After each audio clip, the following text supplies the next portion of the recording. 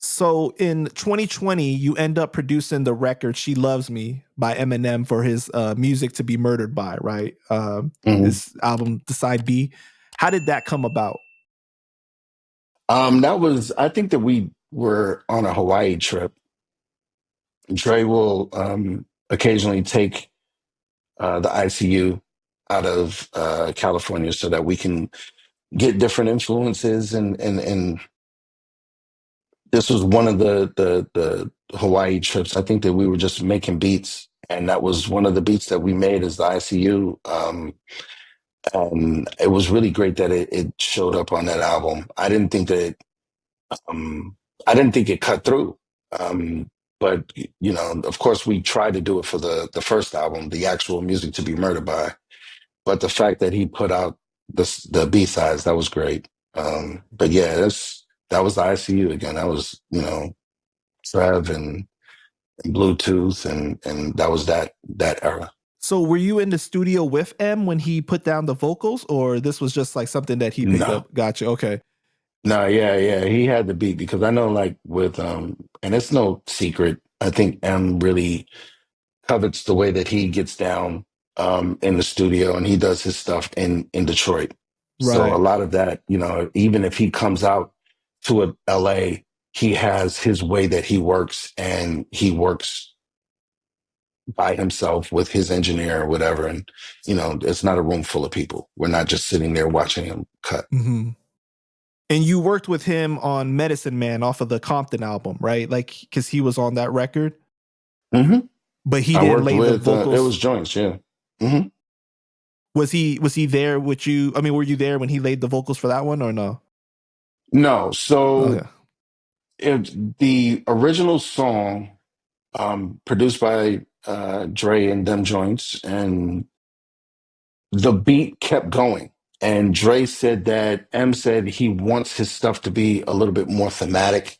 He wanted it more dramatic. He wanted it more cinematic. He wanted, you know what I'm saying? So I'm like, okay, Mm-hmm.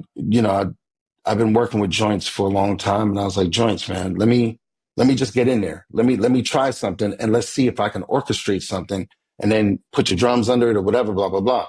So I had started doing the piano stuff. So we broke the whole beat down and I'm doing the piano, staying in the same key. Then I do the strings and I just orchestrated the part and then joints took it the rest of the way. So when M heard that, he redid a whole nother verse. I Wow. believe, if I'm not mistaken, when Medicine Man was first presented with an Eminem verse, if I'm not mistaken, them joints had an acapella of an Eminem verse from a song that never came out. And he put it in that space.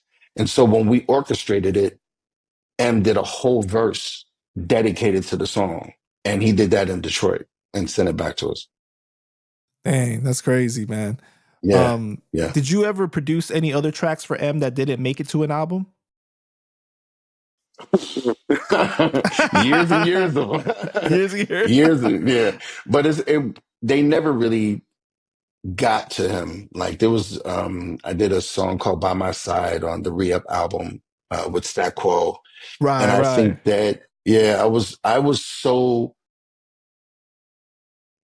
horse blinders with Detox that a lot of my beats were just going to Dre. So if they went anywhere else, it was Dre passing them out. I wasn't making beats for Eminem and the Eminem album or, the Marshall Mathers album. I was literally just making records for Detox. And that was pretty much my whole career from when I signed to 2008. And you've been on record as saying that Eminem is one of your favorite rappers, right? What do you Yes. think about when people say like black people don't listen to Eminem? That's their opinion, and there's nothing wrong with it. They can do what they want, but I listen to Eminem. That's what I got. That's what you got. That's what I got.